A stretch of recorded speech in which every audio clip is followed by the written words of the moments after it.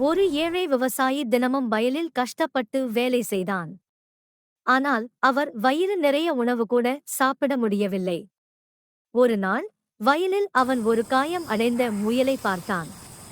தையை கொண்ட விவசாயி அதை வீட்டுக் கொண்டு வந்து அதிக கவனத்துடன் பராமரித்தான். குணமடைந்ததும் மாயமானது. விவசாயி ஒரு உயிரை காப்பாற்றியது நினைத்து அமைதி கொண்டான். சில நாட்களுக்குப் பிறகு அந்த முயல் மீண்டும் வந்தது. இப்போது அது ஒரு சாதாரண முயல் அல்ல, அது விவசாயிக்கு ஒரு மாய விதையை கொடுத்தது. விவசாயி அந்த விதையை விதைத்தான்.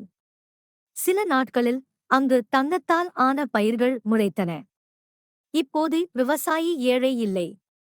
ஆனால் அவன் அந்த தங்கத்தை தனக்காக மட்டும் வைத்துக் கொள்ளவில்லை, முழு கிராமத்துக்கும் பகிர்ந்தான். அதனால் கிராமம் மகிழ்ச்சியாகவும் வளமாகவும் மாறியது. இவையெல்லாம் பார்த்த முயல் அமைதியாக சிரித்தது. நல்லது செய்வோம், நல்லதே நடக்கும். சோம்பேறி தம்பி குரங்கு.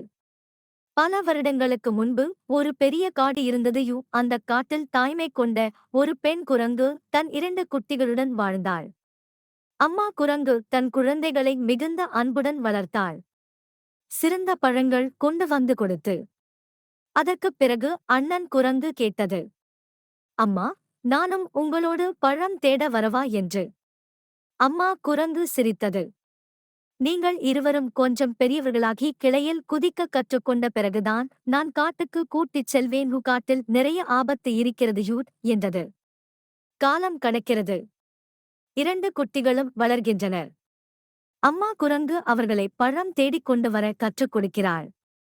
ஆனால் தம்பி குரங்கு தொடர்ந்து சோம்பேறியாகவே இருந்து, எனக்கு வேலை செய்ய வேணாம், நீயே கொண்டு வா என்று சொல்லிக் கொண்டு அமர்ந்தே உணவு உண்டான். அம்மா குரங்குக்கு கவலை. இவன் இப்படி இருந்தால் எதிர்காலத்தில் என்னாகும்? இவ்வாறு ஒரு நாள் அம்மா குரங்கு இறந்து விடுகிறது. தன் சோம்பேறி தம்பிக்கு உணவு தேடி கொண்டு வருகிறான். ஆனால் தம்பி ஒருபோதும் முயற்சி செய்யவில்லை. ஒருநாள் காட்டுக்குள் புலியிடம் மாட்டிக்கொண்ட தம்பி குரங்கு மரத்தில் ஏறிக்கொண்டது. நாள் முழுவதும் பட்டினி கிடந்து வீடு திரும்புகிறது. மற்றொரு நாளில் கனமழை பெய்கிறது. காடு முழுக்க வெள்ளம். அண்ணன் குரங்கு வெளியே சென்றது, ஆனால் திரும்பவில்லை. தம்பி குரங்கு பட்டினி கிடக்கிறது. அப்போதுதான் புரிகிறது, சோம்பேறி ஆனது என் தவறு. இப்போது பசியால் இறந்தும் போனது.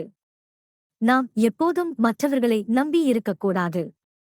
தானாகவே முயற்சி செய்து வாழ்க்கையை எதிர்கொள்ள கற்றுக்கொள்வது நல்லது. யானைகளின் தோட்டம். காட்டில் நிறைய யானை கூட்டமாக வாழ்ந்து வந்தது. தினமும் யானைகள் ஆற்றை கடந்து தங்களுக்கு தேவையான உணவை உண்டு மீண்டும் தங்களின் காட்டுக்கு திரும்பும். இப்படி இருக்க ஒரு நாள் ஒரு குட்டி யானை தன் அம்மா யானையிடம் சொன்னது, எனக்கு மிகவும் சோர்வாக இருக்கிறது.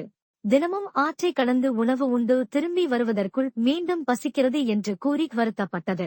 சிறிது யோசித்து அம்மா யானை கூறியது, எனக்கு ஒரு யோசனை தோன்றுகிறது.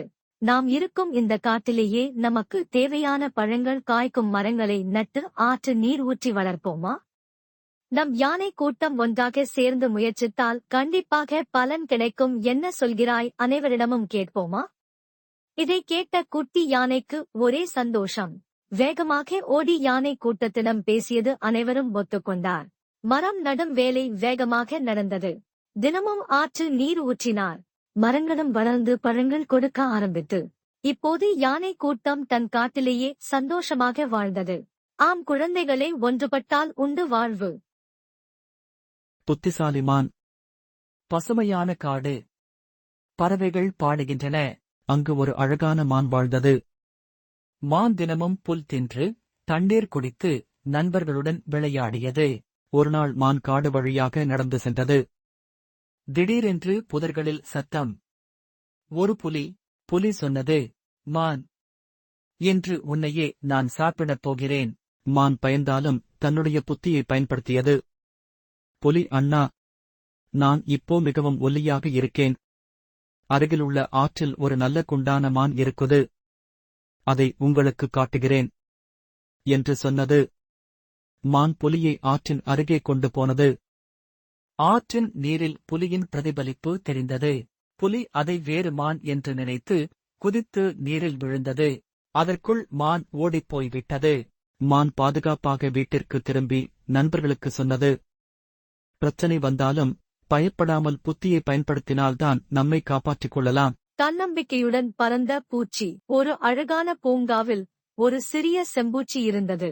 அது மற்ற எல்லா பூச்சிகளையும் பார்த்து நினைத்தது, நானும் பறக்கணும். அதற்கு பக்கத்தில் இருந்த பட்டாம்பூச்சி சிரித்தது. நீ பறக்க முடியுமா என்றது. ஆனால் செம்பூச்சி தயங்கவில்லை. அது தினமும் சிறிது சிறிதாக தன்னம்பிக்கையுடன் முயற்சி செய்தது. 2 நாள், 3 நாள், 1 வாரம். ஒரு நாள் அது தன்னுடைய சிறிய இறக்கைகளை விரித்து முதல் முறையாக வானில் பறந்தது. அதைக் கண்ட பட்டாம்பூச்சியும் ஆச்சரியப்பட்டு கூறியது, வாவ், நீ உண்மையில் பறந்து விட்டாய். முயற்சி திருவினையாக்கும்.